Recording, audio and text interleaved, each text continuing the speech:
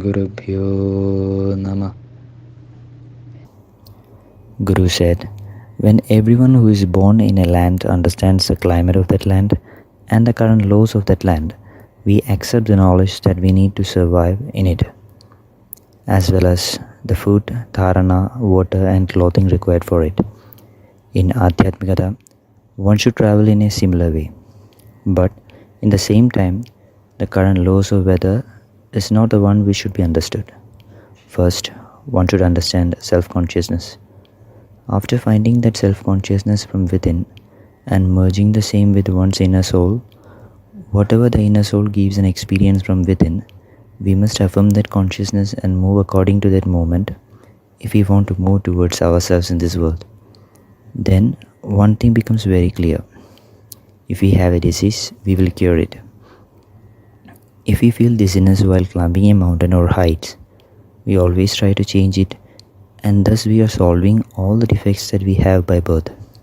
Similarly, if the vasanas existing since birth works in the same way, and if one tries to develop it further, one should understand that we are either falling into the condition where we are expanding vasanas bigger, or in other way, we have made that fall as life.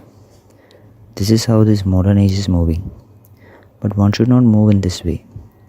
It is when we move in the opposite direction to our vasanas that we can affirm ourselves and we can move through ourselves.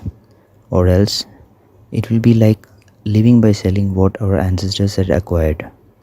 Then for us, there will not be any work. Likewise, understand one thing, that we should not live according to the vasanas which we are born with, but should move in the opposite direction of the vasanas. That is where our karma really lies. What we already have as vasanas since birth should not be used regularly in life. While traveling through life, sometimes in 1 or 2 times the same finds use. In rest of life, we should work in a way which is against these vasanas. That should be the karma for us, and in that karma, the decay of vasanas or the vakshanashaya should be the one which should be kept up front. In the end, the real karma is to end the karma of vasana and the karma of vasanakshaya and travel towards self-consciousness with that main goal of attaining freedom from life. That is what should be thought of as satkarma.